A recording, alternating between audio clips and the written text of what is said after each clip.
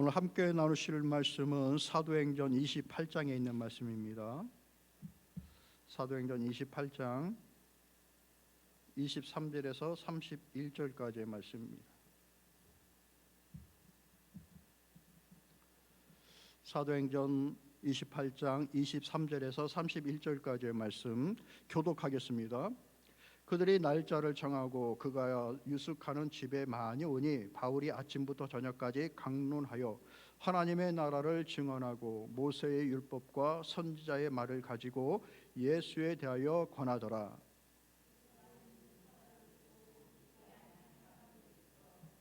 서로 맞지 아니하여 흩어질 때에 바울이 한 말로 이르되 성령이 선지자 이사야를 통하여 너희 조상들에게 말씀하신 것이 옳도다. 너희가 듣기는 들어도 도무지 깨닫지 못하며 보기는 보아도 도무지 알지 못하는도다. 이 백성들의 마음이 우둔하여져서 그 귀로는 둔하게 듣고 그 눈은 감았으니 이는 눈으로 보고 귀로 듣고 마음으로 깨달아 돌아오면 내가 고쳐줄까 함이라 하였으니 그런즉 하나님이 이 구원이 이방인에게로 보내어준 줄을 알라. 그들은 이것을 드리려라 하더라. 30절 바울이 온 이틀을 자기 셋집에 머물면서 자기에게 오는 사람들을 다 영접하고 하나님의 나라를 전파하며 주 예수 그리스도에게 관한 모든 것을 담대하게 거침없이 가르치더라. 아멘.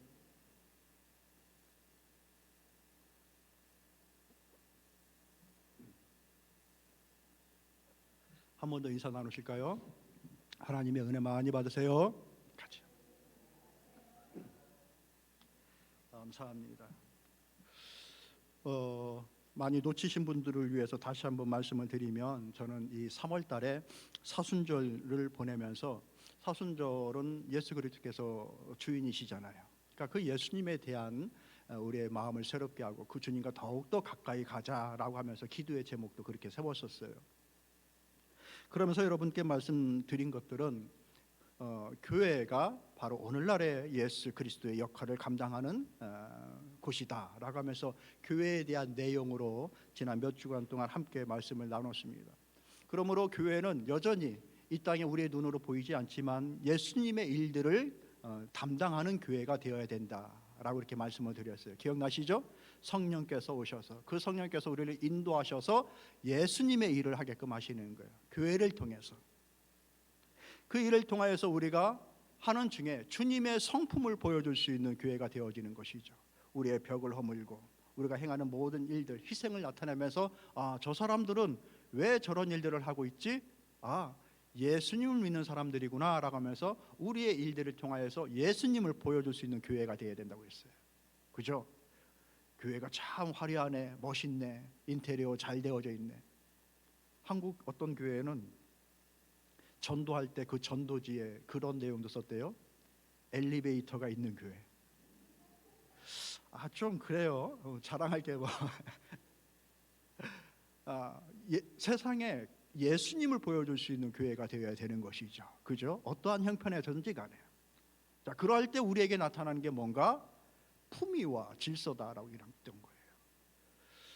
주님을 잘 보여주면 교회를 통하여서 주님의 품위, 디그니티, 하나님의 품위, 예수 그리스도의 품위가 나오는 거예요. 어떻게? 말씀을 깨닫게 될 때에, 그리고 거기에 머무르는 것이 아니라 그 깨달은 말씀을 통하여서 나를 발견할 때, 그때의 성도의 품위가 그때 나오는 거예요. 내가 하나님을 몇 년 믿었느니, 내가 하나님의 은혜를 어떻게 깨달았느니, 그것도 중요하지만 거기에 머무르면 그거 아직 먼 거죠. 그 은혜를 알았으면 그 은혜를 통한 나를 발견하여 오늘 이 시대에, 오늘 이 나이에 여전히 나를 향한 하나님의 계획은 뭘까? 그렇게 나를 발견하고 그것을 통해서 그렇게 살아갈 때에 나이가 50이든 60이든 70, 80이든 그 성도의 품위가 계속해서 나타나는 것이고 잃어버리지 않는 것이다. 기억나십니까? 자, 이제 안타깝지만 그 교회에 대한 그 내용으로 오늘 이 마지막 주간으로 이제 한 번 더 보려고 그래요. 사도행전을 통해서. 말씀의 제목 한번 읽어보시죠. 시작. 모범을 받은 교회라는 거예요. 이 말을 조금 더 생각하면 모범을 받았으니 우리가 따라갈 길이 주어졌다라는 것이죠. 뻔히 모범을 보여줬는데 그건 그거고 내 길은 달라요 하고 간다면 이 모범을 주신 이가 굉장히 난처하고 그런 거죠. 그러니까 우리는 모범을 받은 거예요. 그렇다고 한다면 이 모범을 따라 어떻게 나가야 될지 그 방향을 알고 있는 교회라는 거예요. 그 내용에 대해서 함께 나누기로 합니다. 그 내용에 앞서 이 바울의 자기 신앙 고백, 자기의 간증을 한번 같이 봤으면 좋겠어요. 갈라디아서 2장 20절 말씀을 볼까요? 있습니다. 내가 그리스도와 함께 십자가에 못 박혔느니 그런즉 이제 내가 사는 것이 아니요 오직 내 안에 그리스도께서 사시는 것이라. 이제 내가 육체 가운데 사는 것은 나를 사랑하사 나를 위하여 자기 자신을 버리신 하나님의 아들을 믿는 믿음 안에서 사는 것이라. 여러분 참 기가 막히지 않습니까? 내가 사는 게 나를 위해서 사는 것이 아니라 그리스도를 나타나기 위해 사는 것이다 라고 하면서 자기 고백을 하고 있는 거예요. 그러면서 우리가 예배를 드리면서 찬양할 때 오직 십자가를 자랑한다라고 하는 것이 이 바울의 고백입니다. 그런데 오늘 말씀을 보면은 이 배경이 어디인가, 그가 유숙하는 집에 많이 사람들이 찾아왔다라고 해주고 있는 거예요. 좋은 리조트, 호텔 이런 데서 지금 사람을 맞이하고 있는 것이 아니라 그가 유숙하고 있는 집은 어떤 곳인가요? 감금이 된 집에, 그러니까 집에서 생활할 수 있지만 옥에 갇혀져 있는 형편인 것입니다. 바울의 그 일생 속에 가택에 이제 구금이 되어져서 이 사도행전의 말씀이 끝이 나는 거예요. 그렇게 위대한 놀라운 기적과 이적을 보여줬던 그 바울의 마지막 사역의 현장지를 어디로 끝맺음을 하느냐? 감옥으로 끝맺음을 하고 있습니다. 해피엔딩이 아닌 것 같은 거잖아요 지금, 그죠? 슬퍼하는 사람이 한 명도 없네. 내일이 아니에요? 자, 그러면 이 정도 되어지면 바울이 그렇게 오랜 세월 그가 주님을 만나고 난 이후에 한 AD 35년경에 주님을 만났어요. 그리고 난 이후에 시간이 흘러 10여 년이 지나고 난 다음에 안디옥에서 첫 선교사로 파송이 되어져서 그가 주님의 일에 몸을 담습니다. 그리고 이 로마에 이르기까지 이제 35년, 그가 처음 예수님을 영접하고 35년의 세월이 지나간, 아니 25년의 세월이 지나간 그때가 되어졌습니다. 그러니까 25년을 한결같이 하나님의 일들을 위하여 주의 일을 힘쓰고 외쳤던 그 모든 사역의 마지막 자리가 감옥이 되어졌다라고 한다면 굉장히 받아들이기가 쉽지 않고, 그러면은 이것이 실패로 돌아간 것이 아닌가 하는 이제 그런 생각을 갖게 되어지는 것이죠. 그런데 오늘날 우리는 이것이 결코 실패의 마지막 장면이 아니라는 것을 너무나도 잘 아는 것이잖아요. 왜 그럽니까? 그가 그렇게 증거였던 예수 그리스도의 복음의 도로 세워진 이 땅에, 그리고 온 세계에 세워진 수많은 교회들,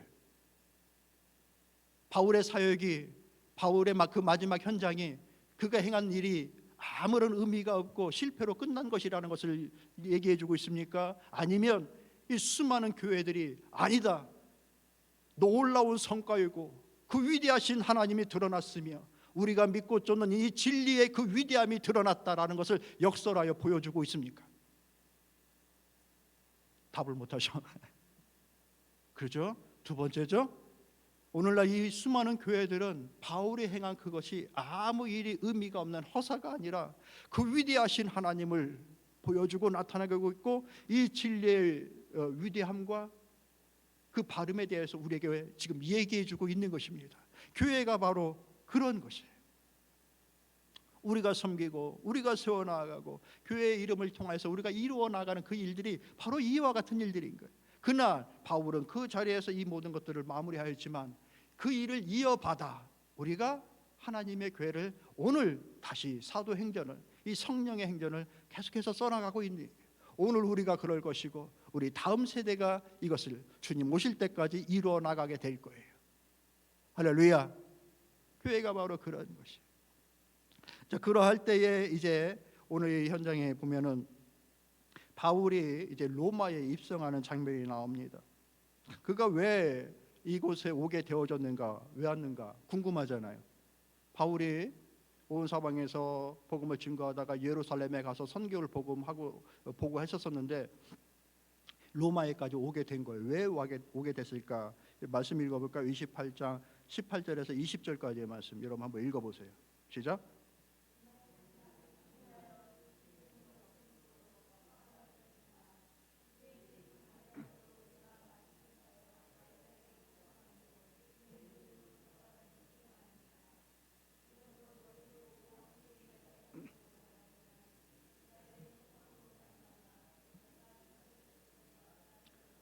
이 죄 사슬에 매인받아 로마에 오게 되어졌는데 왜 왔느냐, 이 배경을 자세하게 설명하는 것이 사도행전 21장부터 26장까지의 내용이에요. 이게 왜 그런가 하는 관점으로 21장부터 26장까지 보면은 왜 바울이 로마까지 오게 되어졌는지 이제 그 내용을 알게 되어져요. 그들이 처음 바울을 송사하는 이유가 유대인들이 25장 19절에 이렇게 나옵니다. 그 기소 내용 요즘 하도 이런 얘기 뉴스가 많아서 익숙하죠. 내용이 뭐냐, 25장 19절에 오직 자기들의 종교와 또는 예수라 하는 이가 죽은 것을 살아있다고 바울이 주장하는 그 일에 관한 문제로 고발하는 것뿐이라 라고 얘기하고 있는 거예요. 바울의 종교의 문제, 그리고 이미 십자가에서 죽은 것을 다 알고 있는데 그 예수가 아직 살아있다라고 하는 그 내용 때문에 바울을 고발한 거예요. 이 유대인들이 이 신문을 합니다. 이게 사람 죽일 일이에요, 안 죽일 일이에요? 이걸로 어떻게 사람을 죽여요? 근데 죽여달라고 하는 거예요. 그러니까 이 일에 대하여서 바울이 상고를 하는 겁니다. 분봉왕 아그리빠에게도, 그리고 이 가이사에게도 상고를 하는 거예요. 억울한 측면이 있는 것이 아니라 바울은 이 계기를 통하여서 그들에게 복음을 증거합니다. 아그리빠에게 증거했을 때 참고해요. 말씀을 드리면 26장에 그 바울의 얘기를 듣고 28절 보면 아그리빠가 바울에게 이르되 내가 적은 말로 나를 권하여 그리스도인이 되게 하려는 하는도다 이렇게 얘기를 합니다. 이게 가만히 듣고 보니 자기 변호하는 줄 알았더니 그 짧은 시간, 주어진 시간에 나를 그리스도인으로 만들려고 하는구나라고 하면서 이렇게 얘기하고 있는 거예요. 그러니까 바울 하는 얘기가 참 재미있어요. 말이 적으나 많으나 당신뿐 아니라 오늘 내 말을 듣는 모든 사람들도 다 이렇게 결박된 것 외에는 나와 같이 되기를 하나님께 원하나이다 이렇게 얘기해요. 말을 많이 듣건 적게 듣건 간에 내가 이렇게 결박된 것 외에는 모든 사람들이 다 하나님을 믿는 사람이 되길 원합니다라고 지금 아그리빠 왕 앞에서 얘기를 하고 있는 거예요. 너무 멋있지 않아요? 너무 멋있어요. 바울은 존경 안 할 수가 없어요.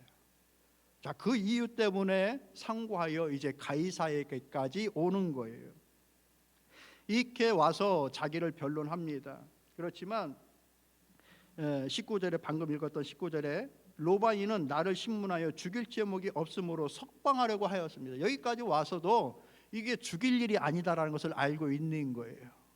계속해서 그런데 이 바울이 얘기해 나가는 것이죠. 유대인들이 반대하기로 내가 마지못하여 가이사에게 상소하며 했던 건데 이것은 내 민족을 고발하려고 하는 것이 아니다. 그죠? 내 민족 좀 처벌해 주세요라고 하는 것이 아니란 얘기예요. 그 뜻이. 이러므로 너희를 보고 함께 이야기하려고 청하였으니 이스라엘의 소망으로 말미암아 내가 이 쇠사슬에 매인 바 되었노라. 내가 이 매여 있지만 이 매여 있는 이 일을 통하여서 유다 민족에게, 이스라엘 백성에게 하고픈 말이 있는 것이다. 뭘까요? 선교요, 복음이 전함이죠. 바울의 입장에서 이 복음이 온 사방으로, 온 지역으로 뻗어나가고 있는 이방인이 구원, 하나님의 자녀로 돌아오는 것들을 눈이 뻔히 보고 있는데 자기의 이 민족은 여전히 예수 그리스도를 믿지 않고 배척하고 예수님 믿는 사람들 잡아 죽이는 이 현실을 보면서 가슴을 치면서 슬퍼합니다. 그렇잖아요. 남의 애들은 되게 잘 되는데 내 애는 맨날 막 안 되는 것 같아요. 여러분 어때 마음이? 그거 견딜 수가 없잖아요. 이 바울의 심정이 그랬던 거예요. 이방인들은 다 구원받아 하나님의 나라로 오고 있는데 내 민족은 그러고 있으니 이 안타까운 현실 때문에 내가 쇠사슬에 묶여서라도 와서 이 복음의 메시지를 증거한다. 내가 억울한 거 해가지고 저 사람들 처벌하려고 하는 것이 아니라 라고 하면서 오는 거예요. 그 오는 내용이 어떻습니까? 쇠사슬에 묶여서 옵니다. 영광의 입성이 아니에요. 마치 예수님께서 예루살렘에 입성하셨을 때에 십자가를 지러 오시는 것처럼 로마로 오는 이 바울의 이 길이 영광과 어떤 그 환영의 자리가 아니라 쇠사슬에 묶여서 오는 그 자리게 되어지는 거예요. 예수님을 닮아도 너무 닮았어요. 그렇게 와서 그가 행한 일이 뭔가 23절 말씀 읽어볼게요. 그들이 날짜를 정하고 그가 유숙하는 집에 많이 오니 바울이 아침부터 저녁까지 강론하여 하나님의 말씀 나라를 증언하고 모세의 율법과 선지자의 말을 가지고 예수에 대하여 권하더라. 뭘 했다고요? 아침부터 저녁까지 두 가지를 하는 거예요. 어떤 거? 하나님의 나라. 두 번째, 예수 그리스도에 관한 내용. 이것을 아침부터 저녁까지.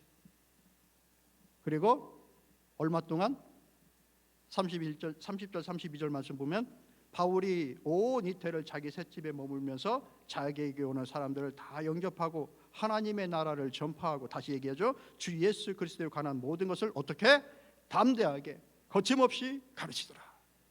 2년 동안 밤낮으로 이 두 가지 가르쳤어요.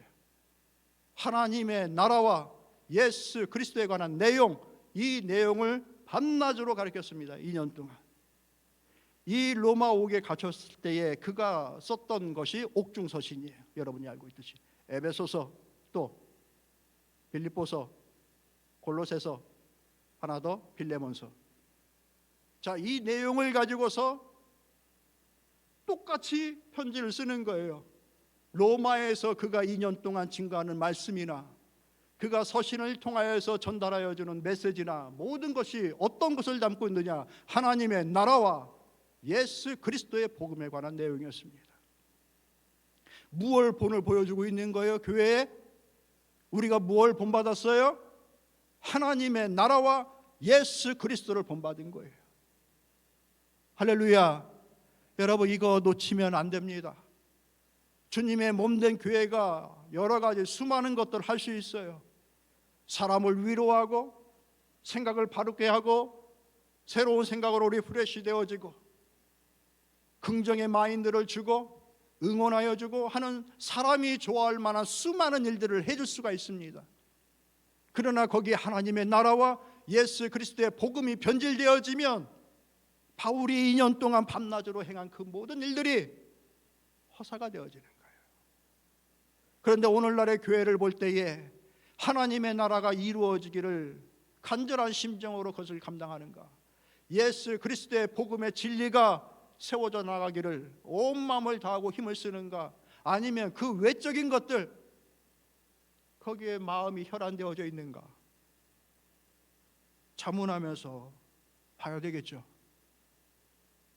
참으로 두렵고 떨림으로 우리는 오늘날 우리의 교회의 모습을 살펴야 되는 거예요. 그 양이 어떠하든지 간에 그 사역의 핵심이 무엇인지를 늘 우리는 이 말씀 속에서 발견하면서 살아가야 되는 것입니다.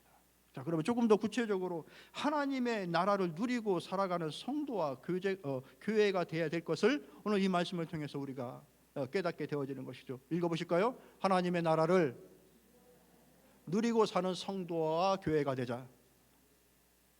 여러분, 이 세상에는 세상의 나라가 있고 하나님의 나라가 있음을 믿으십니까? 우리가 사는 이 세상만 있는 거 아니에요? 하나님 나라는 없는데 괜히 우리가 있다고 생각하는 거 아니에요? 그거 아니에요?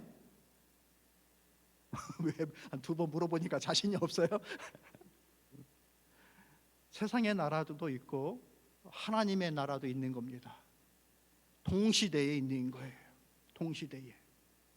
내가 잠을 자건 일어나 있건 이 동시대에 세상의 나라도 있고 하나님의 나라도 있는 거예요. 내가 이것을 믿고 기억하고 누리고 살아가는 것이 중요합니다. 일주일에 딱 한 번 주일날 이때만 하나님의 나라가 있고 나머지는 하나님의 나라가 없는 것이 아니라 24시간 온전히 하나님 나라가 있고 그 안에 또 나의 나라가 있는 거예요. 조금 더 예를 들어볼까요? 동시대에 살아가고 있는 사람들에게 There are so many dimension. 거기에는 수많은 차원들이 있어요. 사람이 살아가는 차원이 있고 동물들이 살아가는 차원이 다릅니다. 자, 여러분 이 시간에 동시간, 오늘 3월 26일이라고 하는 이 동시간대에 저 깊은 바닷속에 그 바다 생명들이, 물고기들이 살고 있어요. 우리가 알지 못하는 저 높은 산을 위를 날아다니는 수많은 새들이 있어요. 어딘가에 이름 모를 꽃들이 피어나고 있고요. 어딘가에서는 알지도 못하는 그 동물 하루살이들이 오늘을 마지막으로 그 생을 마감하고 있을 겁니다. 같은 시간대예요. 그런데 이 같은 시간대에 있지만 저 깊은 바닷속에 있는 물고기들은 오늘 우리의 삶을 알지 못해요. 저 공중에 날아다니는 새들의 삶을 알지 못하고 이 창공을 뚫고 나아가면 해와 별과 달이 있다라고 하는 것을 인식이나 할까요? 그러면 걔네들은 천재예요, 천재. 그죠? 이 물고기들이 우리의 세계를 알겠냐고요. 같은 시간을 살고 있으면서도. 그러나 사람들은 알죠. 어느 정도 그들의 정확한 마음은 몰라도 그들의 형편과 상황들을 알죠. 사람은, 그러니까 위에 있는 사람들은 그 아래에 있는 쪽을 알고 있는 거예요. 그러나 아래에 있는 차원에 있는 존재들은 그 위에 있는 존재들의 차원의 생각과 뜻들을 구분을 하지도 못해요. 인식도 못해요. 이 동시간대에 이루어지는 일들이에요. 자, 그럼 우리는 이 동일한 시대에 나의 세계와 하나님의 세계가 있다. 내가 인식하지 못하니까 그거 없다라고 말할 수 있어요? 그게 아니란 얘기예요. 그분의 차원과 우리의 차원이 달라요. 그분의 생각과 우리의 생각이 달라요. 근데 내가 다 알아야 되고 모르면 없다 그러고. 하나님은 우리를 아시죠. 이미 우리의 차원이 위에 계시는 분이니까. 그래, 우리는 모르는 거예요. 그분은 겨우 그분이 보여준 것을 통하여서 그만큼 우리는 그 하나님을 알고 보여주신 그만큼 우리는 그 길을 걸어나갈 수가 있는 거예요. 아멘입니까? 아멘. 저는 그것을 믿습니다. 그렇기 때문에 오늘날 우리가 살아가는 동안에 하나님의 나라가 있다. 그 하나님의 나라에 대해서 신경을 쓰고 그 하나님의 나라에서 기쁨이 무엇이고 그 하나님의 나라에서 의미가 무엇인지를 깨달아 알고 인식하고 부족하나마 그것을 이루어 나가려고 하는 삶, 그것이 오늘 저와 여러분들에게 요구되어지는 하나님의 나라를 누리고 살아가는 삶인 줄로 믿습니다. 왜 하나님의 나라를 누리며 살아가야 되는가? 이것이 예수 그리스도의 복음의 핵심이었기 때문에 그렇습니다. 마태복음 4장 17절 말씀 읽어볼까요? 예수님께서 금식을 마치시고 난 이후에 이제 그의 공생에 하나님의 메시지를 증거하시는 그 첫 메시지입니다. 이것이 읽어보시죠. 시작. 회개하라, 천국이 가까이 왔느니라 하시더라. 무엇을 말씀하셔요? 천국이 가까이 왔다. 하나님의 나라가 왔다. 그렇기 때문에 마태복음 5장에 가서는 하나님의 나라의 백성, 어떤 자가 복된 자인지에 대해서 그 삶에 대해서 얘기해 주기 시작하시는 거예요. 사랑하는 성도 여러분, 하나님의 나라를 누리며 살아가십시다. 아주 좋은 은혜의 기회예요. 우리는 사순절을 보내고 있고 종료주일을 맞이할 것이고 고난주간을 보내며 부활주일을 맞이하게 될 거예요. 이때 우리 이렇게 같이 기도합시다. 하나님, 저의 마음에 하나님의 나라가 임하게 하옵소서. 기도하십시다. 주님의 나라를 저에게 허락해 주세요. 주님 나라 임하게 하옵소서. 하나님, 우리 가정에 주님 나라 임하게 해주세요. 우리 자녀들의 마음에 하나님의 나라가 임하게 해주시고 주님의 몸된 교회에 주님의 나라가 임하게 해주세요. 같이 기도합시다. 그래서 그 나라를 누리고 그 나라의 소망을 품고 그 나라의 그 뜻들이 우리의 사명이요 사역의 일들이 되기를 원합니다. 교회의 이름으로 모여지고 교회 이름으로 세워졌는데 그 나라의 일은 별로 신경 안 쓰고 사람의 일들만 신경 쓴다고 한다면 이 바울이 너무 불쌍한 거예요 지금. 그죠? 바울도 불쌍하고 예수님이 말씀 드릴 필요도 없고. 계속해서 그렇게 한다면 이 하나님의 나라가 우리에게 어떻게 오게 되어졌는가? 그만할 것 없이 이 하나님의 나라가 우리에게 어떻게 오게 됐어요? 예수 그리스도의 공로. 내가 따낸 게 아니에요. 내가 조금 더 착해지고 내가 조금 더 의로워져서 이 하나님의 나라를 내가 따낸 게 아니에요. 순전히 이 십자가의 공로를 통하여서 우리에게 임한 거예요.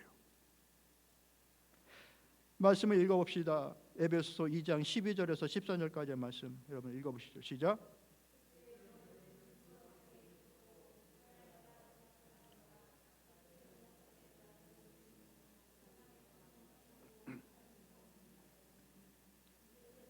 멀리 있던 너희가 그리스도 예수 안에서 그리스도의 피로 가까워졌느니라. 아까 말씀을 드렸죠. 지금 가택에 연금돼서 이 감옥에 보내면서 쓴 편지 중에 하나가 이 에베소서인 거예요. 지금 이 시간에 지금 보내주고 있는 실시간 메시지인 거예요. 지금 예수 그리스도를 통하여서 우리가 하나님의 나라에 오게 되었다라고 얘기해 주고 있는 거예요. 순전히 하나님의 은혜, 순전히 예수 그리스도의 공로. 그런데 23절의 말씀 보면 이렇게 얘기해 주고 있어요. 그가 아침부터 저녁까지 강론하여 하나님의 나라를 증언하고 모세의 율법과 선지자의 말을 가지고 예수에 대하여 권하더라. 예수님을 증거하여 나가는데 하나님의 나라를 우리에게 허락하신 이 예수 그리스도에 관하여서 증거하는데 자기의 말로 증거하는 것이 아니에요. 그 베이스가 뭐예요? 모세의 율법과 선지자의 말들. 지금 유대인들에게 얘기해 주고 있는 거예요. 온 율법과 선지자들의 얘기가 바로 이 예수 그리스도에 관한 내용이었다라고 하면서 지금 설명해 주고 있는 것입니다. 즉 뭐예요? 약속되어진 메시아, 그 약속의 성취, 그것이 바로 예수 그리스도라. 처음에 어떤 일들이 벌어졌느냐? 예루살렘에서 기독교가 막 이제 흥왕되어졌을 때에 사도행전에 나와 있는 말씀이 한 5장 정도에서 많은 사람들이 이거 큰일 났다, 이대로 내버려두면 또 다시 엄청난 일들이 벌어질 것 같은데 다시 이 사람들 잡아다가 핍박하고 때리고 죽여야 되지 않겠느냐라고 하면서 막 일어나게 됩니다. 유대인들이 지금 바울에게 했던 일을 그때부터 계속 하고 있는 거예요. 수십여 년 동안. 근데 처음에 그 일이 벌어졌을 때 그 중에 있던 한 그 스승이 가말리엘이었느냐, 내비둬 봐라. 이 그리스도의 도 외에도 우리가 알지 않느냐 수많은 도들이 많이 일어났었다. 그런데 가만히 놔두면 그것이 반짝하다가 아무 그 진리가 아니었을 때 다 사그러들지 않았느냐. 우리가 괜히 핍박하고 그렇게 할 이유가 아무도 없다. 이 도가 사실이 아니라고 한다면 얼마 못 가서 금세 다 사라질 것이다 라고 이렇게 얘기를 하는 거예요. 똑똑한 말이잖아요. 그죠? 근데 어떻게 됩니까? 지금까지 있는 거예요. 이 말씀이, 이 진리의 말씀이 지금 우리에게도 들려지고 있는 겁니다. 근데 이 진리의 말씀이 어느 날 뜬금없이 왔느냐? 지금 얘기해주고 있는 것이잖아요. 모세의 모든 율법과 선지자들의 그 예고가 바로 이 예수 그리스도에 관한 내용이었다라고 하면서 얘기해주고 있는 겁니다. 이런 의미로서 바울은 오직 예수 그리스도의 십자가의 도만을 가르쳤어요. 교회 조직을 어떻게 세우고 사람들을 어떻게 세우고 사람들의 마음을 살 이상적인 철학과 생각들, 저들이 꿈꾸는 모든 성공에 대한 좋은 동기부여, 그들이 원하는 자존감을 높여주는 응원이 될 만한 메시지 말들, 그것이 바울의 메시지가 아니었어요. 밤낮 그가 증거하는 것은 오직 이 그리스도의 복음의 내용이었습니다. 말씀을 읽어볼까요? 고린도전서 2장 1절과 2절 말씀 여러분 읽어보셔요. 시작.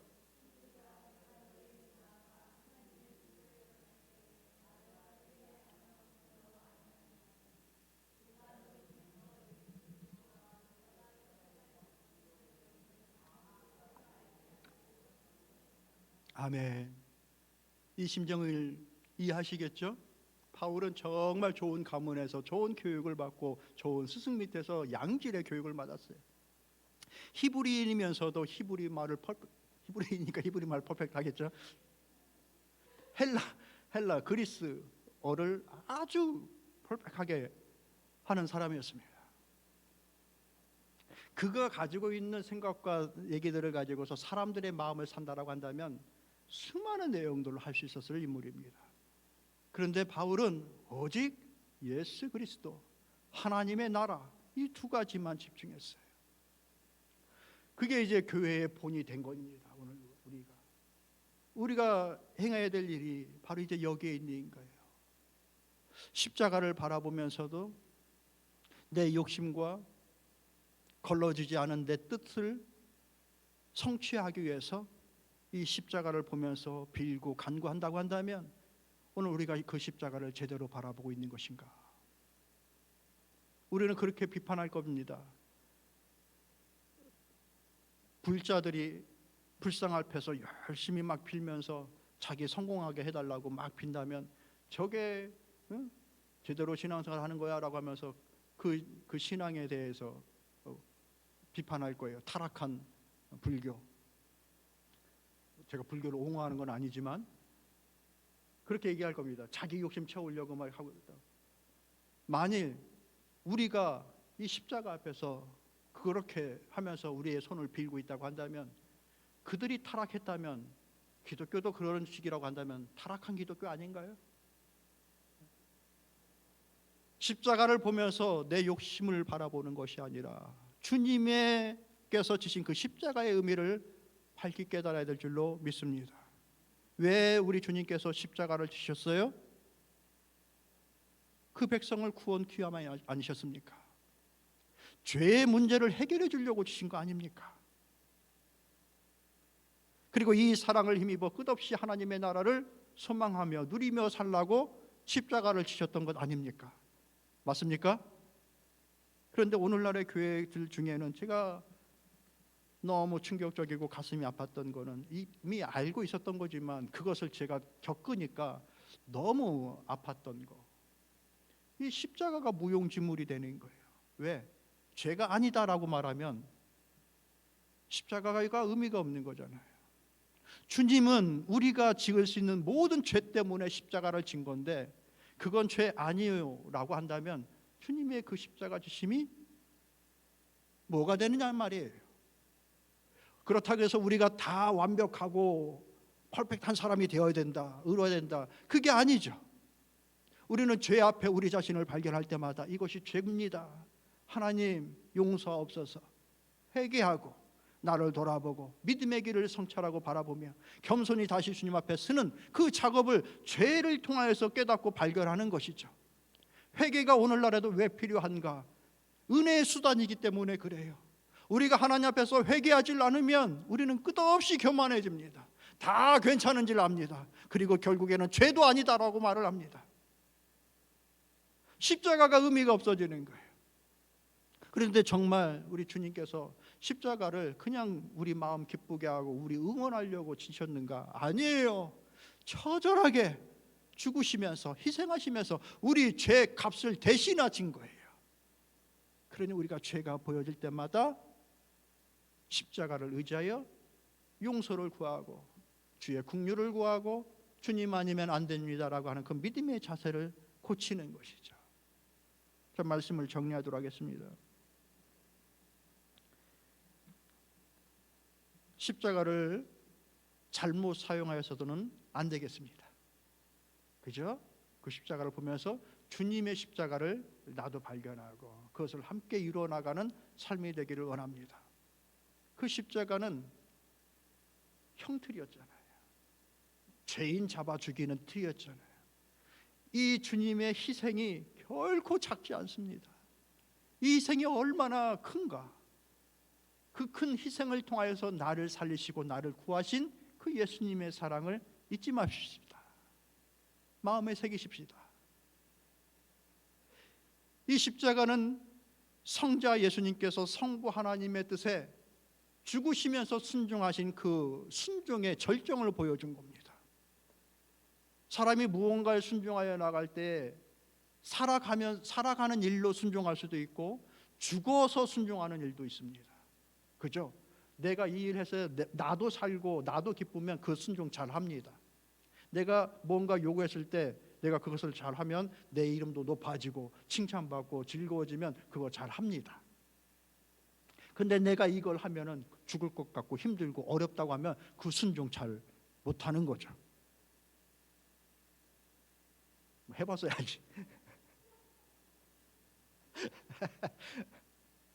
자, 이 주님의 이 순종은 죽음의 순종이었어요.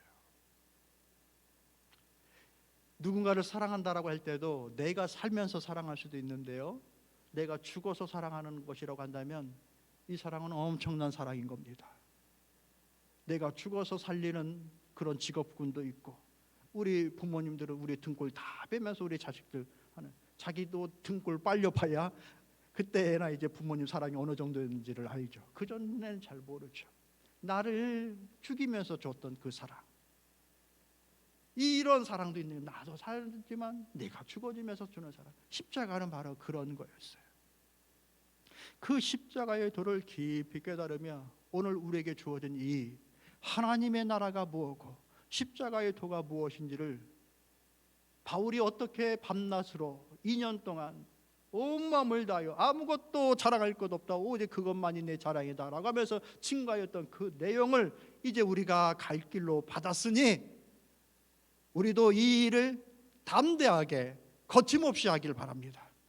할렐루야. 이 모습을 지금 누가는 보고 있는 거예요. 자기 스승이 바울이 이 옥에 갇혀서 하고 있는 일을 이 누가, 이 성경 기록자가 옆에서 보고 있는 거예요. 밤낮 그 일을 2년 동안 담대하게 거침없이 하고 있는 거예요. 여러분, 저를 위해서 기도해 주십시오. 담대하게 거침없이 이 일하게 하옵소서. 여러분 같이 기도하며 나아갑시다. 이 일에 동참할 수 있는 믿음의 능력을 더하여 주옵소서. 그래서 이 일을 이루어 나가기를, 그래서 하나님의 영광이, 하나님의 나라가, 그리스도의 십자가의 은혜가 흘러넘치도록 우리 예담교회를 통하여서 같이 기도하며 갈 수 있기를 소망합니다. 기도하겠습니다. 하나님 감사합니다.